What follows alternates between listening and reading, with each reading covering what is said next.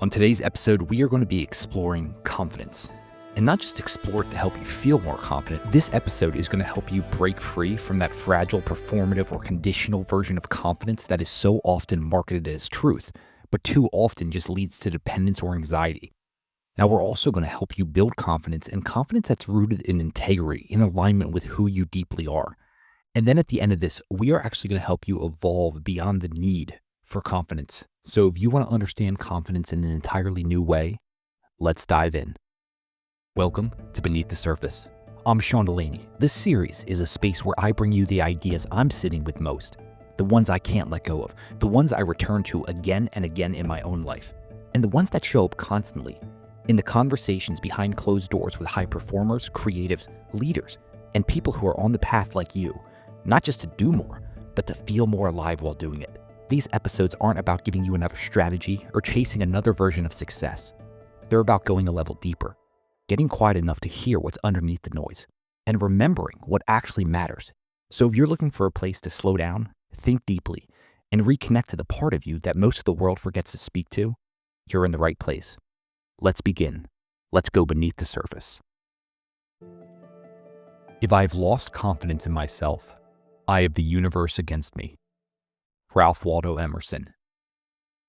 We all know what Emerson is alluding to really feels like, right? Like when you don't have confidence in yourself, it really feels like you have the weight of the world or the universe working against you.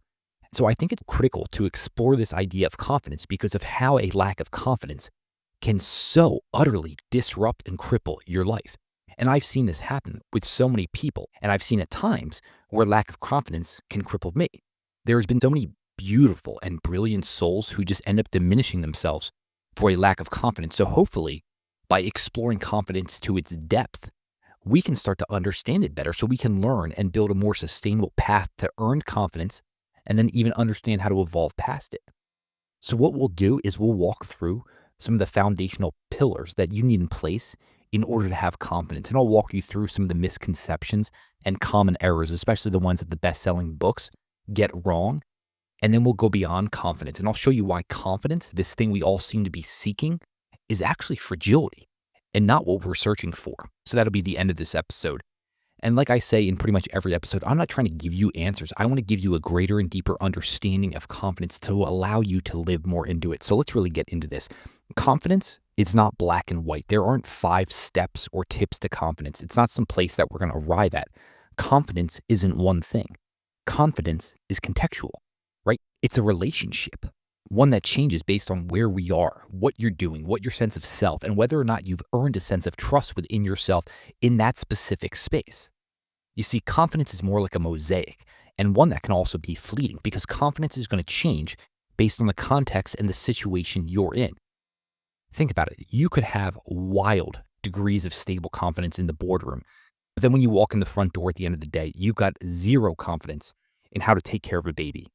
Or in the arena of sport, you walk onto the field and you've got absolute, deep, earned confidence within yourself. But then after the match, when your partner wants you to open up emotionally and you got to be vulnerable, confidence seems to disappear. You see, confidence isn't universal. It's situational. You can't say someone is confident. They can't have it in every arena of their life. Confidence is based on how you're interpreting the situation in front of you and if you have the internal skills to navigate it. So if you're facing a situation, even if it's one you haven't faced before, and you're thinking to yourself, all right, I can figure this out. I can navigate this, right? I've built up an arsenal over years of psychological and technical skills that can help me figure this out. If that's how you're thinking, if that's what the internal narrative is like, then you're going into that situation with higher level of confidence. Or you could be entering the exact same situation and thinking to yourself, oh, man, this moment scares me. What are they going to think of me? Do I actually have the skills or the ability to navigate this? That's when your confidence is low. And that's going to be situational dependent.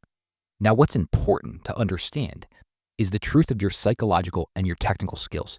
You cannot lie to yourself here. You have to understand if you've actually put in the necessary reps and time so that you have earned confidence. Not false confidence, but real confidence. And if you haven't put time under tension to earn the skills through reps, then it's just false belief. And we see false belief all over the place. Doesn't matter if it's in the boardroom or on the athletic field. You can't fake it to yourself. But one thing that's important to note on is that reps alone cannot provide confidence, which is what you hear a lot. There's even this one best-selling book that is making the rounds all over social media right now. And there's this part multiple people have sent to me, and it talks about dealing with fear. And the overarching theme is you have fear because you haven't done it before. And it's basically saying just do it and you don't have fear. And this is so wrong. And I see people reading this and thinking this is truth, but it's not at all. Yes, reps and experience can create more confidence, but think about plenty of people on the world stage, through the musical arts, through athletic endeavors, in business. They have gotten thousands or tens of thousands of reps, but all of a sudden, they still wrestle with doubt. They have lack of confidence. They may have gotten the reps and the experience, but they're still wrestling with confidence. That means that reps alone won't give you confidence. So what we need to understand, reps and performance, they do not guarantee confidence, but they can create it. But also, there are people with no reps in the unknown, and they still have confidence. So both confidence and doubts, they're actually not realities, they're just beliefs. So confidence is not proof. Confidence is simply something that you believe about what hasn't happened yet. Same thing with doubt. It's a projection into the future. And so what I want you to know is confidence is trainable. Not false confidence, but real confidence. And I want you to know that confidence is both nature and nurture. There are some individuals that are born with more confidence. And a lot of times people fight this, but it's like, just look at anyone. Anyone who has multiple kids sees this. One of your kids was born with certain traits, personality traits. They might naturally be more gifted or less gifted. The same thing is true for confidence. Yes, certain people are born with a natural predisposition towards higher self-assurance. They've got this lower sensitivity to judgment, or they just seem to have this natural boldness. So yes, some people start ahead of the game, okay? But everyone can develop more confidence. Confidence is trainable, and many times the people who actually respected the most for confidence are the ones who didn't have it easy. So if you feel like, whoa, I'm riddled with self-doubt or anxiety, or I've had no confidence, look to some of the people, someone like Abraham Lincoln, who wrestled with the exact same thing, and now we greatly admire him for his confidence because he had to overcome these things. So it doesn't matter where you are right now. Just be where your feet are and begin taking a more intentional step in the direction you want, one towards confidence, because you need to think of confidence like a muscle. Sure, some people have more naturally gifted body types, but also there's all these people who build up an incredible physique. Same is true for confidence. So yes, natural disposition matters, but the experience, your identity, your emotional regulation, your environment are going to help build and shape your muscle over time, because you're not locked into that baseline. You're not defined by your starting point. You can grow confidence. You can repeat exposure and discomfort. The more time you spend in discomfort, the more comfortable you get. So to me, this is what confidence is all about. Confidence is knowing who you are, trusting the truth of your ability, and having the courage to enter discomfort and the unknown while staying true to yourself. Let me say this again. Confidence is knowing who you are, trusting the truth of your ability, and having the courage to enter discomfort and the unknown while staying true to yourself. So let's unpack that. And to do that, let's just go into more of the architecture of confidence. In the architecture, I think about a first pillar, and the first pillar is self-trust. This is the root of all confidence. Do you have the ability to trust yourself? Have you earned the ability to trust yourself? Self-trust is not about thinking you're great. It's more of a grounded belief that says, I can handle what comes. I know myself enough to respond, to adapt, and recover no matter the situation. To know that even if the outcome isn't certain, I will find a way to handle it anyway. Cicero said, if you have no confidence in yourself, you are twice defeated in the race of life. But with confidence, you have won before you have even started. Without this, you have lost before you've started. It makes me think of the quote I'll probably bring up on every episode by Johann Wolfgang von Goethe. When you trust yourself, you will know how to live. Self-trust is built in small moments. When you show up when you say you would, or when you follow through on what matters even when it's hard. These are those small elements that help you build self-trust. So I will be diving into more details into each one of these pillars here, but just know that developing this internal integrity, this level of self-trust, is built in small moments. You show up when you say you will for yourself and others. You know how to follow through on what matters even when it's hard. You can tell yourself the truth, right? You can face the truth even when it's uncomfortable. The more you keep these internal promises, the more solid the ground beneath you actually becomes. That's the foundation of self-trust. Self-trust is earned by follow-through of your words, of your values, of your inner knowing. So every time you do something difficult, but that's aligned, you prove to yourself, I can count on me. I can count on me. I always tell my clients, if you ever need to rely on an external crutch to do something or be someone, then you're going to fail long term. You have to be the one that you can count on. It makes me think of this really great and beautiful idea by someone I've learned a ton from. I view them as a mentor, and that's Jim Detmer. He was actually on episode 257, which was an incredible episode. So go back and listen to that. But Jim Detmer said, I think life and the quality of life are really made up of three things. That is self-awareness, self-discipline, and self-confidence. Do you know yourself? Can you control yourself? And do you believe in yourself? If you lock those three things down and get good systems in place for knowing yourself, controlling yourself, and believing in yourself, you are going to build a great life. I just love that. And I feel that encapsulates so many of the elements that we're talking about and will be talking about. The next pillar for the architecture of confidence is competence earned through repetition. There really is no substitute for showing up and doing the thing again and again and again, right? Hitting record on the podcast again and again and again. The more familiar you are with challenge, the less threatening it does become to a degree. Confidence is about that earned repetition. It's not imagined readiness. It's, oh yeah, you know what? I've done 400 plus of these. So when I hit record, there's a deep level of trust there because I've put in the necessary reps. Aristotle said, we are what we repeatedly do. Excellence, then, is not an act, but a habit. Do you have the habit of earning competence through repetitions? Next up is going to be your emotional fluency. This is one of those foundational layers that so many people miss, but I think is one of the most profound and deep principles we can actually learn and embody. So let's explain this one. So you are actually not afraid of doing the thing. What you're afraid of is the feeling that thing might trigger. So think about this. You do not fear public speaking. You fear the potential shame if your speech goes wrong, right? You don't fear leaning in for that first kiss. You fear the rejection if you fail. Kelsey, thanks for not rejecting me and leaning in. You do not fear the challenge in front of you. You fear the identity crisis if it breaks your image. This is very important to understand. You do not fear the thing.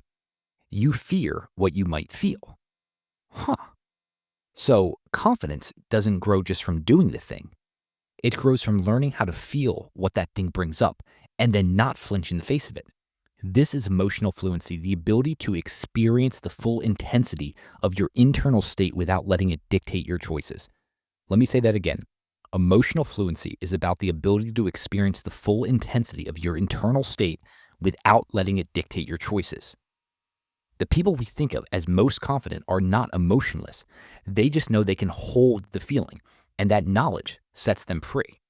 Like, I might lean in for the kiss here and they might reject me, but I can handle that. My speech might fail. I might fall flat on my face, but I can handle that.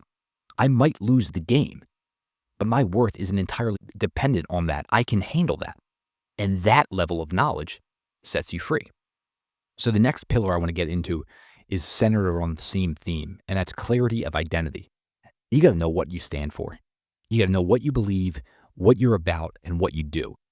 When your inside essentially is going to match how you show up on the outside, you experience this internal coherence that's also viewed as confidence.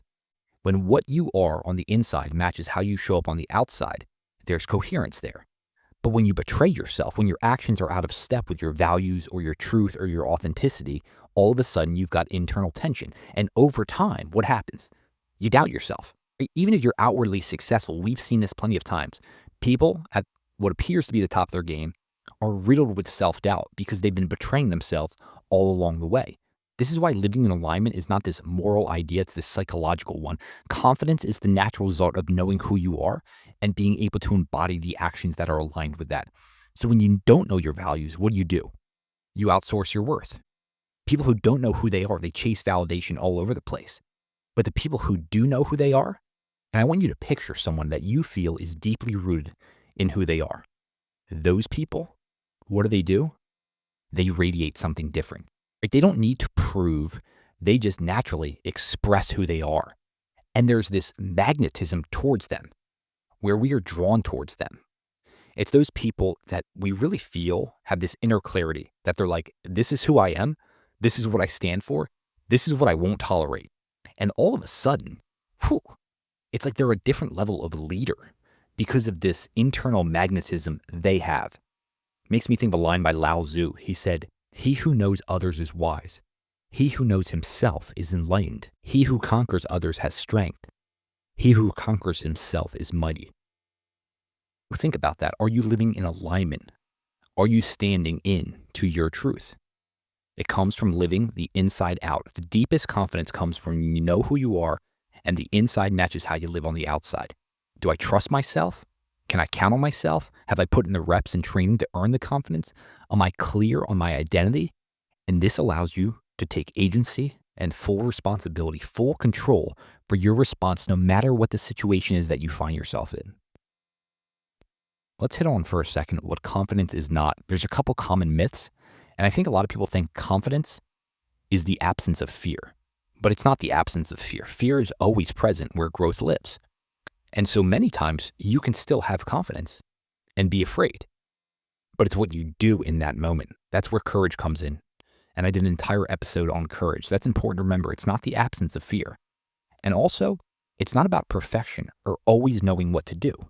It's the willingness, it's the groundedness that you can figure it out, that you can enter the unknown, that maybe you haven't done this before, but you know and trust in yourself that you will figure it out. So to do that, we want to think about some skills that we can practice. And the first one I always go towards is awareness, self-awareness. I did an entire episode on awareness because awareness is the starting place for everything. The ability to notice your thoughts, your emotional patterns, that internal dialogue in real time. These are the hallmarks of confidence because you can't shift what you don't see. If you are unable to be aware of those things, then they're controlling you. You cannot control them. So confidence begins with knowing the landscape of your inner world. You know, what are those fear triggers, those tripwires to anxiety? What are the stories you believe you have to live under, the ones that create all that pressure, right? Where do you tend to collapse? Or where do you constrict during performance? Or where do you open up? Where do you expand? All of this is about awareness. And so a few things you might want to try: daily journaling. You can look back on your experiences. What did I feel? What did I fear? What did I do? It's about expanding and deepening your relationship with yourself. I use that phrasing a lot. It's about expanding and deepening your relationship with yourself.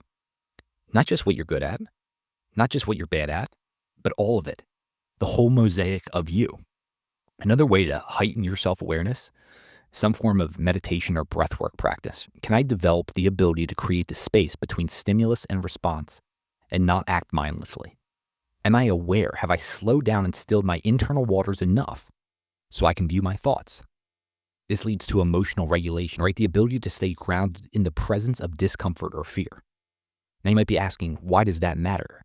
You are not afraid of the situation. I said this a few minutes ago. You're afraid of the feeling that it brings up. So if you learn how to be with those feelings without bracing or numbing or running, what happens? All of a sudden, fear starts to lose its grip. And a few ways I like to train emotional regulation. I like to do some extreme hyperventilation breath work. There, all of a sudden, my emotional state gets risen and I learn how to stay in it. You could do things like cold exposure to train that stress response. You can even just practice stillness. When you're in the middle of an uncomfortable conversation, can you breathe? Can you relax? Can you stay in it? So I'm sure you can find your own ways to train emotional regulation. The main thing is that you are staying grounded in the presence of the discomfort or the fear.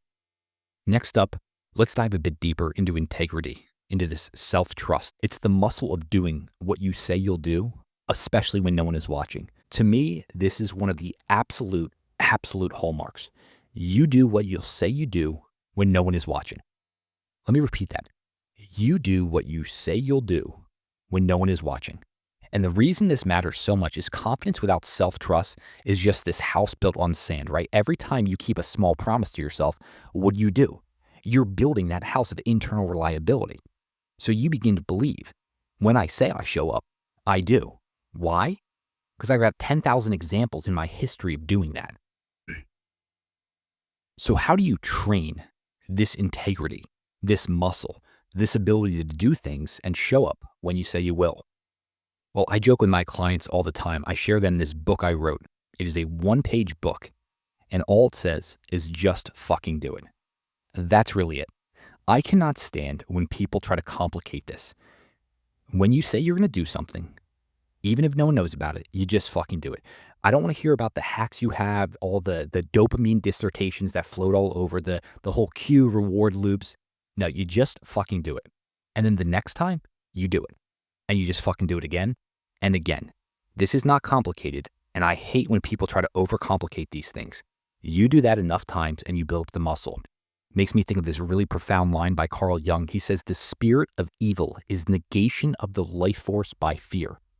Only boldness can deliver us from fear. And if the risk is not taken, the meaning of life is violated. Bold. Be bold. Just fucking do it, right? It's about courage, action in the presence of fear. And I did an entire episode on courage. I'd go back and I'd listen to that. And I think there's some really insightful things that we cover there. But just know, the repeated practice of moving toward discomfort instead of away from it, that's where confidence will grow. Confidence is going to follow your courage. So the more you step into fear and the more you survive in that environment, the more your nervous system recalibrates to what's possible. And you start to develop that trust within yourself, that I did it. I learned to breathe in fear and I went into it. And so you can do that again and again. Next, let's go into another one, which is self-talk. So if you're not working daily to master your inner dialogue, then you are doing your life a grave disservice. How you speak to yourself in difficult moments defines your relationship's confidence. And I most likely will do an entire episode on self-talk and inner dialogue because of how important they are. But just know, the most important voice you are ever going to hear in your life is the silent one you have inside. And you need to know if that's working for you or against you. You need to become intimately aware of what you say to yourself. And too often, I see people allow the external experiences or even their past to dictate the internal state they're in right now. Because you can train every single skill we're talking about, right? You can do all of those reps like we were talking about in the beginning. But if your self-talk is still defeating you, if you're still saying, you know what? No, I can't do this. I'm not good enough. Wait a second. Look at all those people. They're judging me, right? Oh man, I mess this up every single time. You are unconsciously undermining your own effort. And I don't care how many reps you've done. If that's your self-talk, you are not going to succeed and thrive in that moment. Gandhi said, man often becomes what he believes himself to be. Your self-talk determines what you believe yourself to be. Let's add a little bit more context to this because I think it's important. Let's use a real-world example. You've got to talk. You're speaking in front of 50 people. Your heart's racing. You understand there's importance to this moment. This is what untrained self-talk would be like. You're about to walk up on a stage and, why am I so nervous? I shouldn't be nervous right now. I'm going to mess up again. Oh, there it is. There's my heart. I can feel it. It's beating out my chest. Oh man, everyone's going to know I'm unqualified. Oh man. We've all been in that situation. That's untrained self-talk. The monkey mind is running wild. And then all of a sudden, we're feeding into our physiology. Let me walk you through, same situation, walking up on stage, what trained self-talk looks like. Whew. All right. I feel that heart racing. There we go. Palms are getting sweaty. This feeling, oh yeah, that's the energy. I felt this before and I know how to use it, right? I'm channeling this energy. It's bringing my blood to my brain, so I'm even more alert. And you know what? I've spent 12 years in this industry developing my expertise in this topic. What I have to say is valuable, and man, I'm going to deliver this today because all this that I have in my brain, I'm going to help my team out right now. This feeling, all of this energy, this is my green light. I know I'm in my activated engagement state, so let's fucking go. Let's nail this. Do you see the difference? Same situation, same person, same physiological and psychological elements taking place in their life and in that moment, but it's a completely different relationship. So confidence without trained self-talk is just going to collapse because you can train your body, you can rehearse all the lines, you can study the craft as much as you want, but if that inner voice is cutting you down every step of the way, what's going to happen long-term? You will crumble. And an important element to hit on, though, is that trained self-talk, it needs to be truthful. The line I was saying, 12 years of industry experience, right, developing that expertise, you can't make that up. You need to know that you actually have the skills to back it up.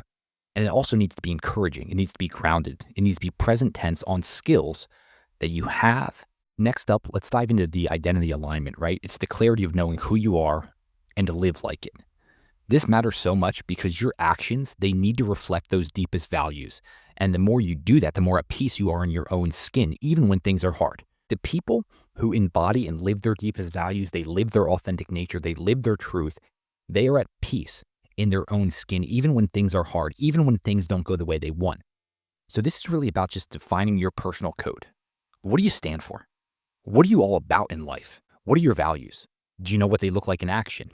What's your authentic style? What are the deepest truths? And then are you reflecting on them? Are you embody them, right? Were you aligned with your values today? Did you live authentically? Did you embody those deepest truths? And then what you want to do is you need to eliminate those inauthentic behaviors, right? Even those small ones. The more you can get rid of some of those things that take you away from your values or your authenticity, the more in alignment you're living with. And there's this line by Napoleon that I always loved.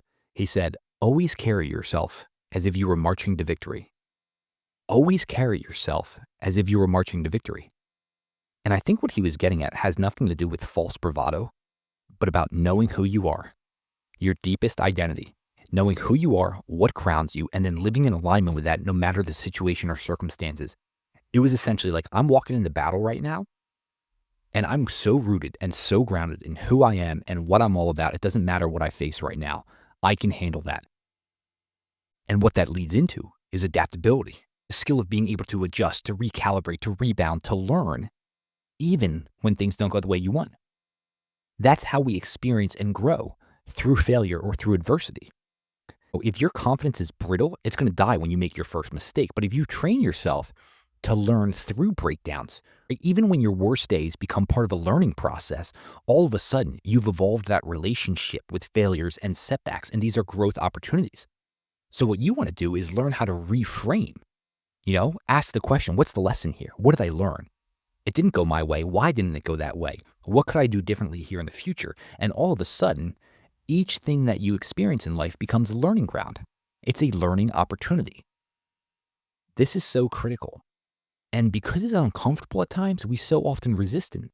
But if you can become more comfortable by just practicing that, all of a sudden it can truly start to transform your life. Now, there is a meta skill under all of these that I want to hit on, and that's presence. It's the ability to be here in the moment, fully there, all in, as yourself in what is happening right now, the truth of the moment. The more present you are, the more clearly you can act from your truth. And what that allows is you to show up as your best self. As I'm describing all of these pillars and all these elements and things we can practice, it really makes me think of seeing confidence like water. Water can shift. It can meet the moment. It can become steam. It can become ice. It can morph. It can flow in different directions. It shifts to meet the moment. But guess what? Water never forgets what it is. No matter what form it takes, what does it remain? H2O. Its essence stays the same. Its essence stays the same even as that expression changes. That to me is real confidence. It's not about rigid performance or just this illusion we have of control. It is about a grounding in knowing who you are, even as the conditions shift, that you have and put in the time to build confidence. Like I said in the beginning, on this episode, I actually want to go beyond confidence. Because when you peel back the layers, confidence isn't on the ground floor. It is more of a surface level strategy, and albeit a desirable one that actually is very powerful and important and essential.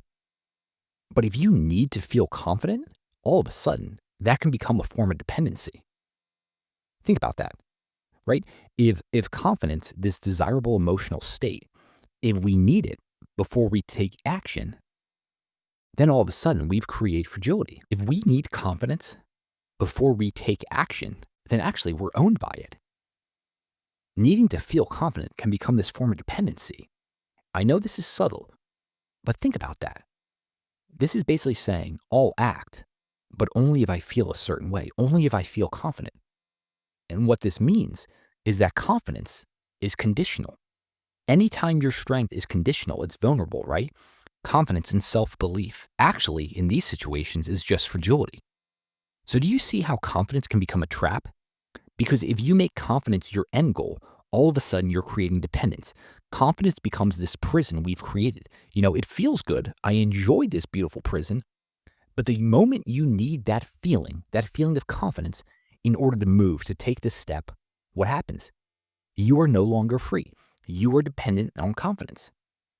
And so you've built this internal contract that says, I'm going to act, but only when I feel ready, only when confidence is there, right? Yep, I'm going to speak my truth, but only when I've got that confidence. Yep, I'm going to take that step, that bold step, but only when confidence is fully there. And now instead of just like going into life, right into the fire, you're just waiting for that fire to go out. That's not true liberation. That is not true freedom. And what we desire, the deepest desire, is that we're free. We are unchained from all of these emotional weather patterns. And this is the paradox. The most powerful people don't feel confident all the time. Let me say that again.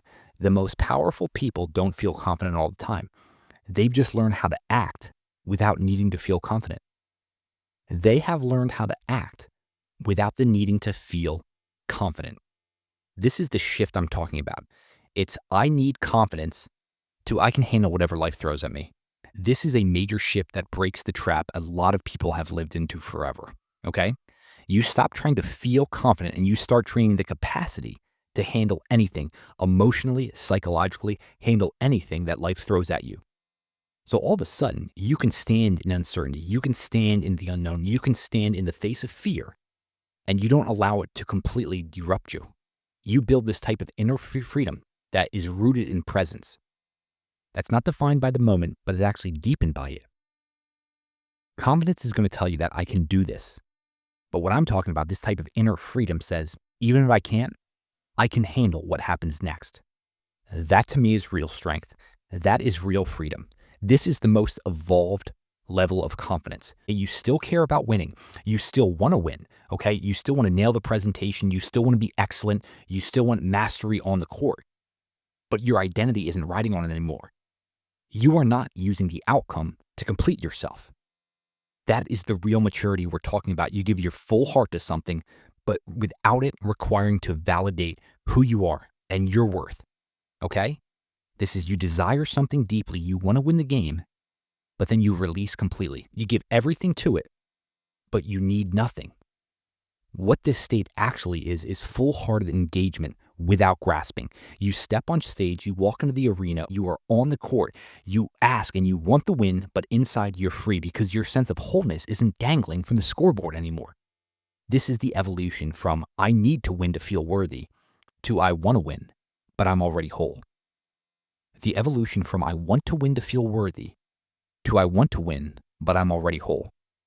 That's when your power becomes effortless and your performance becomes more fluid and free. Let me pause for a second and say this. If all of this feels like a lot, if you came here just wanting a little more confidence in your next presentation or your next game, right? And now we're diving into surrender and wholeness and detachment from outcomes, that is okay. Don't feel behind or overwhelmed or like you're missing all of this. You are exactly where you are. And this is not about mastering everything all at once or leapfrogging 50 steps. It's about seeing confidence. Real confidence isn't about having it all figured out. It's about slowly and steadily learning to trust yourself in the middle of the unknown. It's not feeling unafraid. It's feeling afraid and still showing up. It's the ability to develop a relationship where you notice your doubts, you notice your fears, and you can stay in the room. When your voice starts to shake, you still speak your truth. You can choose the hard things, even when you're nervous, even when you're afraid, and you can still go into there. And from there, something deeper starts to develop within you. There is this type of inner presence, the kind that has a certain gravity that pulls others into its orbit. It is a quiet knowing that no matter how chaotic life is, no matter what is on my plate, I can handle it. So wherever you are right now, just start there and take the next intentional step. I'll see you on the next one. If this episode resonated with you, if it stirred something, opened something up, or even challenged something, I'd love to hear about it. You can connect with me directly at whatgotyouthere.com. That's where you'll find my writing, my books, more about my executive coaching work I do with the people who want to live and lead from a deeper place. And if this episode made you think of someone, a friend, a teammate, a partner, someone who's been in the grind and might need to hear this, send it to them. Because sometimes all it takes is a single conversation to shift the direction we're heading in. Again, it's whatgotyouthere.com. You can reach out, learn more, or just say hi. I always love hearing from people walking this path. Thanks for listening, and until next time.